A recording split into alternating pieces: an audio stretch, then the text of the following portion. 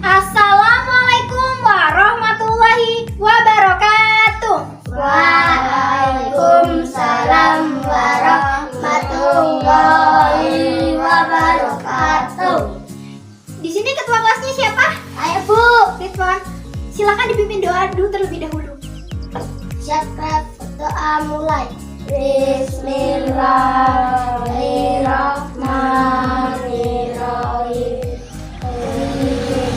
Alhamdulillahirabbil Islam wabil Muhammadin nabiyyan wa rasulah. Rabbi zidni ilma warzuqni fahma. Amin ya rabbal alamin.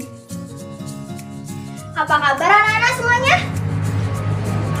Alhamdulillah, luar biasa. Allahu Akbar. Alhamdulillah ya kalau pada sehat semua. Coba lihat kanan kirinya udah pada bersih belum? Sebelum kita memulai pembelajaran. Udah. Ibu absen terlebih dahulu ya.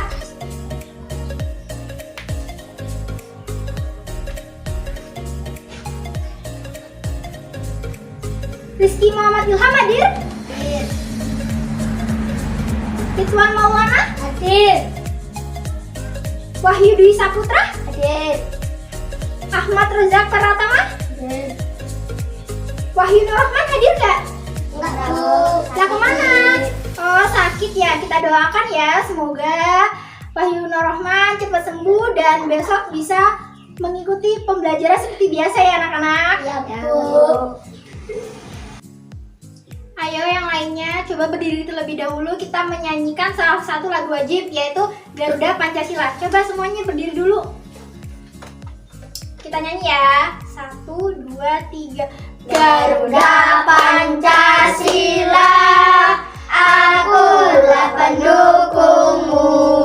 Patriot proklamasi, setia berkorban untukmu. Pancasila dasar negara, rakyat adil makmur santosa, pribadi bangsaku. Ayo maju, maju, ayo maju, maju, ayo maju, maju. Yaudah yang lain duduk lagi. Dengan kita menyanyikan salah satu lagu wajib, berarti kita bisa menanamkan rasa nasionalisme kita terhadap tanah air. Nah, kita sebagai generasi bangsa harus semangat terus dalam belajar. Karena apa? Malas adalah tanda-tanda orang yang bodoh. Untuk itu, agar kita bisa pintar, berarti kita harus semangat dalam belajar. Minggu lalu masih ingat gak kita kemarin belajar apa? Udah pada lupa ya? Jadi minggu kemarin kita belajar tentang tema 2, yaitu tentang kata baku dan kalimat efektif. Nah, sekarang kita melanjutkan dari materi yang kemarin ya, yaitu ada yang tahu kita belajar tema berapa? 2. Salah, hari ini kita akan belajar pada tema 3. Peduli terhadap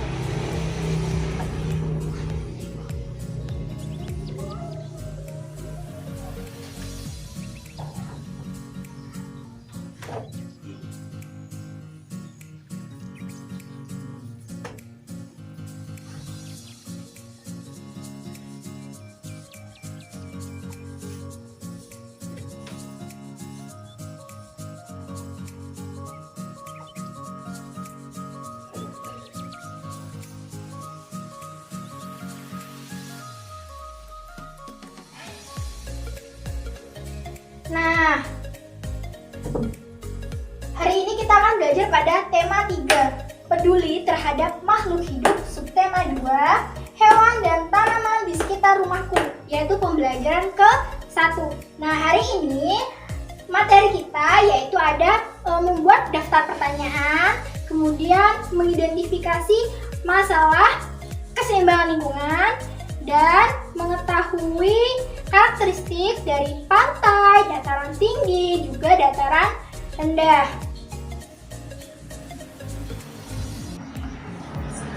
Kegiatan kita pada hari ini yaitu ada berlatih, ada mengamati gambar, dan juga mengamati video, dan yang terakhir yaitu berdiskusi. Ya, Bu. Nah, di sini ada yang tahu tidak? Apa sih yang dimaksud dengan wawancara? Wawancara ada yang tahu? Saya, Bu. Apa, Putra? Orang yang suka memberi informasi. Nah, bisa jadi. Ada lagi yang tahu? Saya, Bu. Iya, Pak Ridwan? Orang yang suka memberi pertanyaan. Iya, benar. Jadi, wawancara adalah interaksi antara dua orang atau lebih yang berlangsung antara pewawancara dan narasumber. Nah, tujuan dari wawancara adalah untuk memperoleh informasi dari narasumber yang tepat. Orang yang bertanya disebut dengan pewawancara, sedangkan orang yang menjawab disebut dengan narasumber. Nah, untuk kita dapat melakukan wawancara dengan baik, kita perlu yang namanya daftar pertanyaan. Ada yang tahu tidak apa sih yang dimaksud dengan daftar pertanyaan? Belum tahu ya? Belum tahu? Jadi daftar pertanyaan adalah sekelompok pertanyaan yang di dalamnya biasanya diakhiri dengan tanda tanya. Nah, ada 7 tipe pertanyaan yang biasanya digunakan dalam wawancara. Yang pertama itu ada apa. Apa digunakan untuk menanyakan isi atau pokok bahasan. Yang kedua yaitu ada siapa, untuk menanyakan orang atau pihak yang terlibat.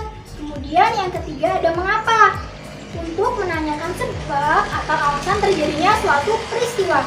Yang keempat ada di mana, untuk menanyakan tempat di mana peristiwa itu terjadi. Ada kapan. Kapan itu untuk menanyakan waktu berlangsungnya suatu peristiwa. Yang keenam yaitu ada yang namanya bagaimana. Bagaimana digunakan untuk menanyakan suatu proses atau cara.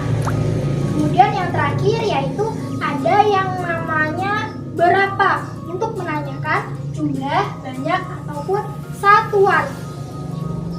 Nah, di sini Ibu ada teks menanam padi. Bentar ya, Ibu bagikan.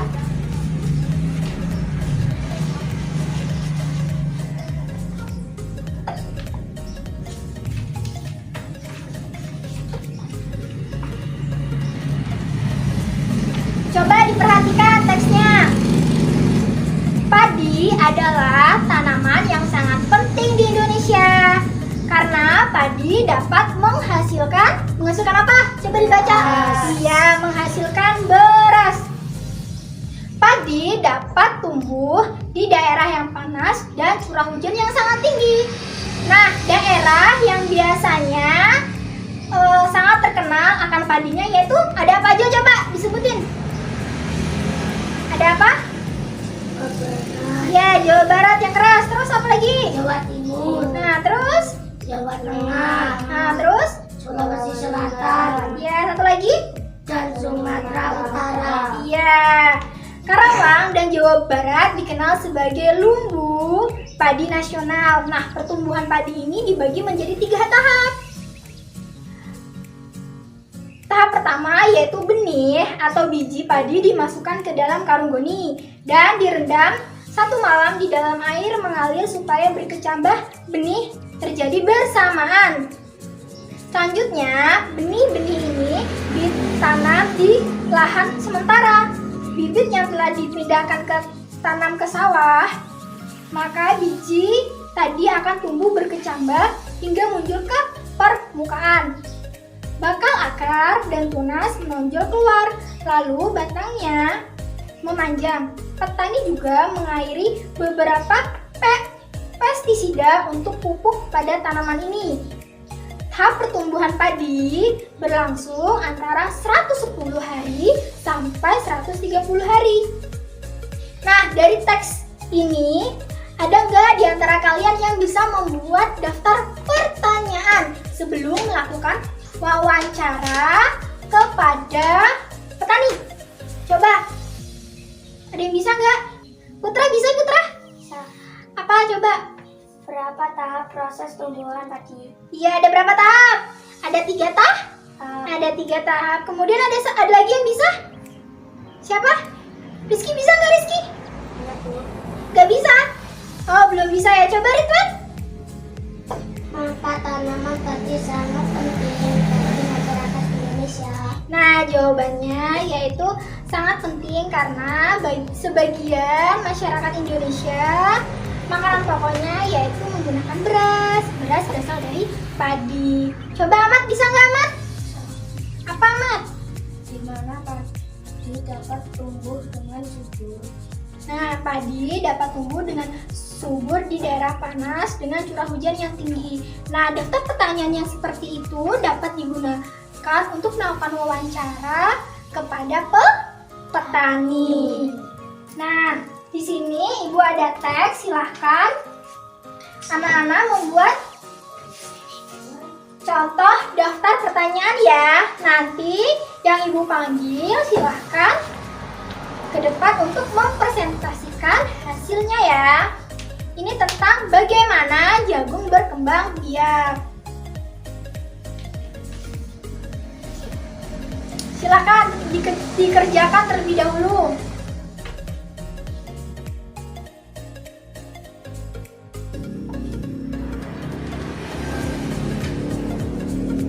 Bagaimana? Udah selesai atau belum anak-anak? Sudah, Bu. Coba Ridwan maju ke depan, presentasikan hasilnya. Baik, Bu.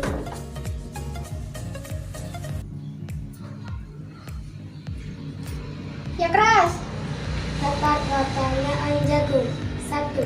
Siapa yang bisa menanam jagung? Ya benar, itu termasuk salah satu pertanyaan ya anak-anak. Lagi. 2. Di mana jagung ditanam oleh petani? Ya lanjut. 3. Bagaimana cara menanam jagung? 4. Berapa lama jagung dipanen oleh petani? 5. Bagaimana ciri-ciri jagung yang siap panen? Nah, di sini masih ada yang bingung nggak? Apa sih? Bagaimana caranya membuat daftar pertanyaan sebelum melakukan wawancara? Udah pada paham belum? Udah, Bu. Nah, udah pada paham ya?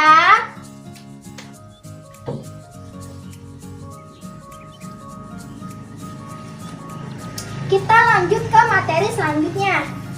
Di sini ada yang tahu tidak apa sih yang dimaksud dengan keseimbangan lingkungan? Belum tahu, Bu. Belum tahu. Jadi, keseimbangan lingkungan adalah kondisi di mana interaksi antara komponen pendukung ekosistem yang berlangsung secara harmonis. Nah, keseimbangan lingkungan ini dapat menyebabkan beberapa masalah ataupun perubahan karena 2 faktor. Yang pertama itu ada faktor alam. Ada yang tahu contohnya? Contohnya itu kayak tanah longsor. Terus apa lagi? Angin puting beliung.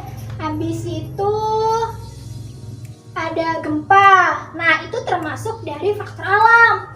Nah, sedangkan ada juga dari faktor manusia. Contohnya itu kegiatan membuang sampah sembarangan. Karena apa? Karena membuang sampah sembarangan dapat mengakibatkan banjir. Pintar. Nah, di sini Ibu ada sebuah video. Silahkan diamati. Nanti Ibu tugaskan anak-anak untuk mengidentifikasi apa aja sih kegiatan manusia yang dapat menyebabkan masalah keseimbangan lingkungan.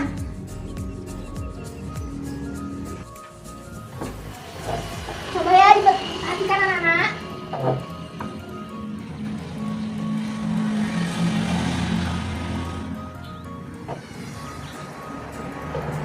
Sangat besar. Beberapa contoh dari kegiatan tersebut adalah sebagai berikut. Yang pertama, penebangan dan pembakaran hutan. Coba diamati ya. Kedua, perburuan hewan, Yang kedua ada perburuan hewan. baik hewan darat maupun hewan laut.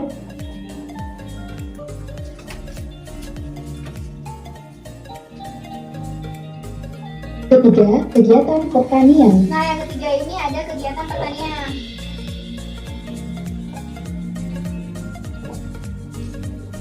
Keempat, pembuangan limbah. Yang keempat ada pembuangan limbah.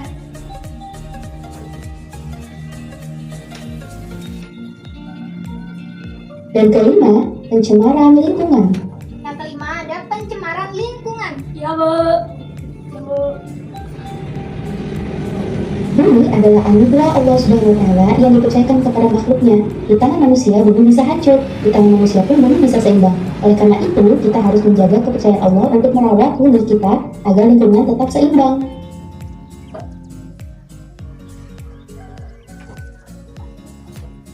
Nah, dari video tadi Ibu meminta anak-anak untuk memberikan contoh kegiatan manusia yang menyebabkan masalah keseimbangan lingkungan di buku ya anak-anak. Yang udah selesai nanti boleh dipresentasikan ke depan. Silakan dikerjakan anak-anak. Baik, Bu.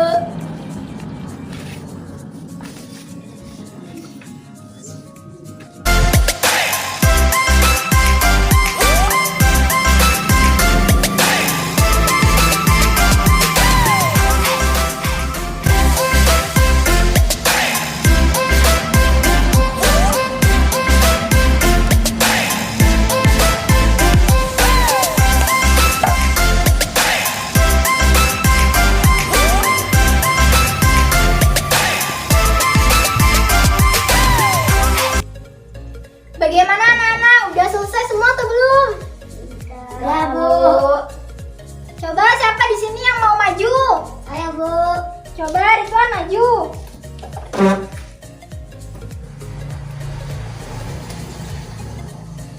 Coba presentasiin hasilnya yang keras ya.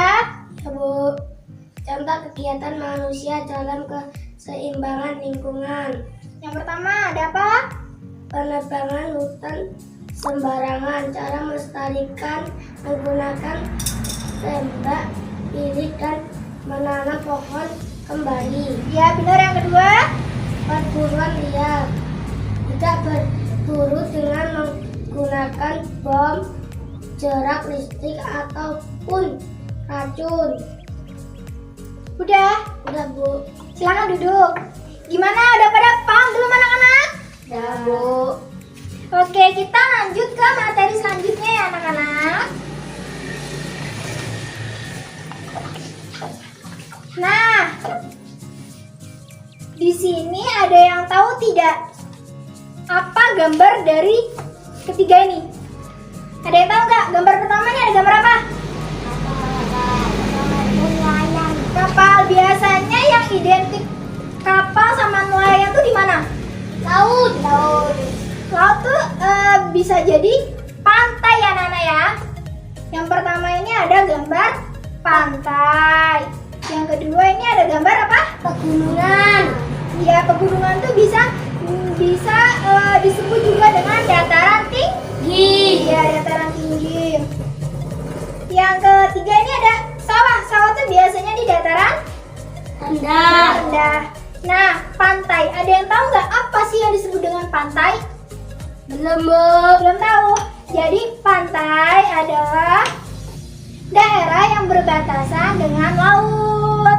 Nah, biasanya sumber daya alamnya itu ada ikan, kerang. Nah, mata pencariannya itu ada nelayan dan petani tambak. Biasanya kalau di pantai itu dijadikan sebagai objek wisata. Di sini udah ada yang pernah ke pantai belum? Udah, Bu. Pantai mana? Sari Ringgung. Iya. Terus yang kedua yaitu ada dataran tinggi. Dataran tinggi adalah daerah yang memiliki ketinggian lebih dari 500 meter. Biasanya terdapat pertanian dan perkebunan.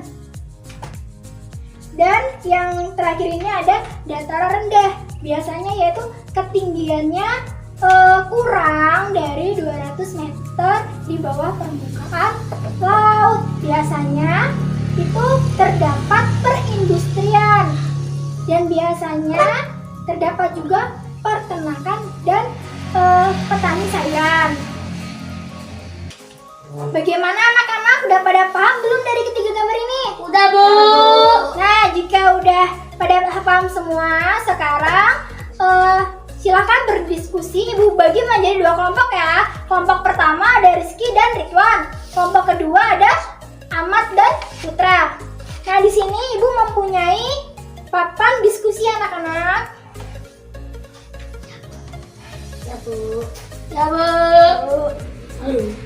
Nih, silakan anak kerjakan ya. Caranya yaitu yang satu ya.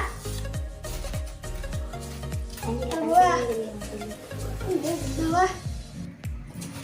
Nah, itu buat kelompok satu, ini buat kelompok dua. Caranya yaitu dengan menempelkan beberapa kertas yang di dalam kotak ini harus disesuaikan dengan tiga gambar ini. Ada ciri-cirinya, bagaimana ciri-cirinya, manfaatnya, dan mata pencariannya. Sudah paham belum anak-anak? Ya. Nah, Bu. Sudah, silakan berdiskusi anak-anak.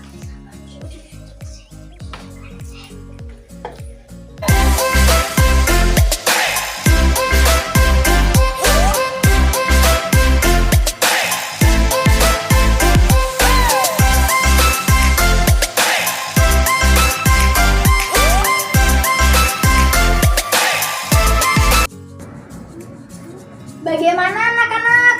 Udah selesai atau belum? Udah, Bu. Ayo, siapa ini antara kelompok satu ke sama kelompok dua yang mau presentasi ke depan? Coba Ahmad sama si Putra ke depan. Coba, bisa nggak bawanya? Mau dibawain? Nih, coba presentasiin sini bareng-bareng.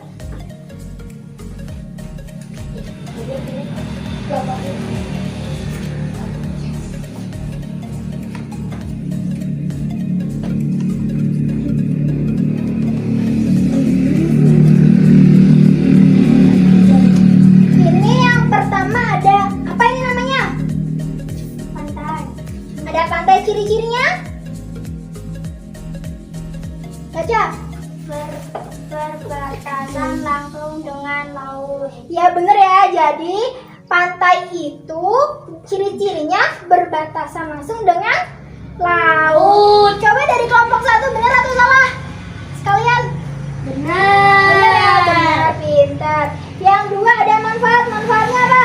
Untuk objek wisata. Iya, rata-rata orang pada berliburnya ke pantai buat rekreasi. Coba yang kelompok satu, benar? Benar. Terus yang ketiga ada mata pencarian. Mata pencariannya apa? Pantai apa? Dan pantai tambak. Iya bener ya, jadi kalau di pantai itu rata-rata mereka mata pencariannya itu sebagai nelayan untuk mencari apa? Ikan. Kalau pertama bener? Benar. Terus ada sumber daya alam. Sumber daya alam dari pantai apa? Ikan, rumput laut, dan kerang. Iya bener, rata-rata ada ikan dan rumput laut, terus kerang. Terus ada dataran tinggi. Ciri-cirinya apa? Ketinggian 500 meter. Iya bener ya, jadi ketinggiannya 500 meter. Kelompok pertama benar? Benar, Bu.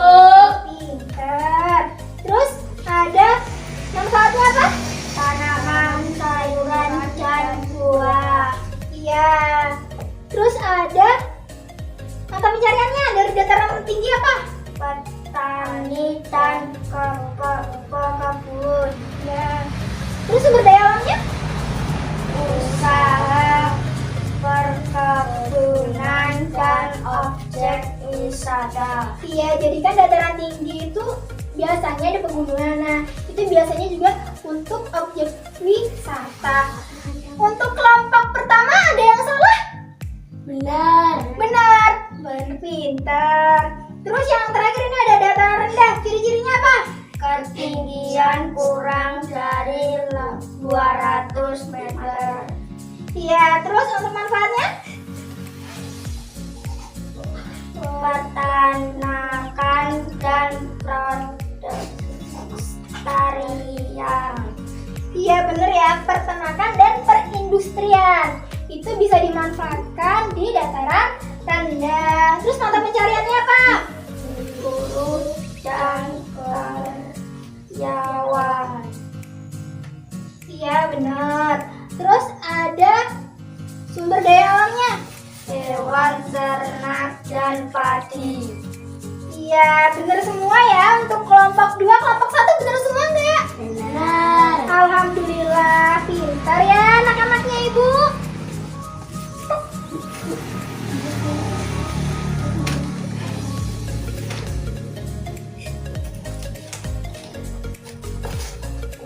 Sekian materi hari ini, semoga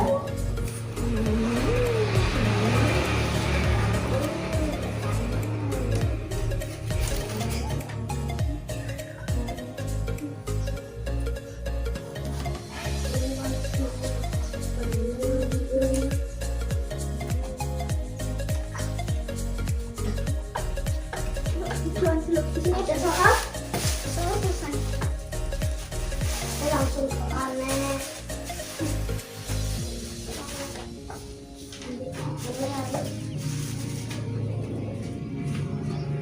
Bagaimana anak-anak? Udah paham belum tentang materi pantai, dataran tinggi, dan dataran rendah? Udah pada paham?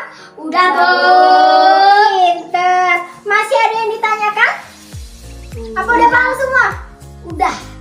Pinter ya, udah paham semua.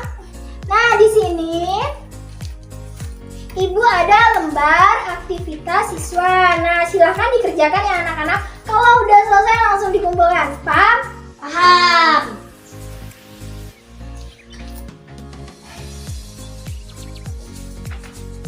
Kita dua.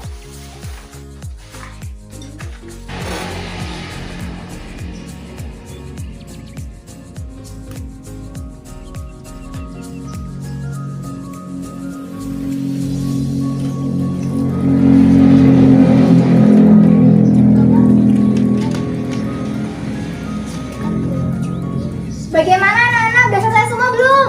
Udah, Bu. Coba dikumpulkan.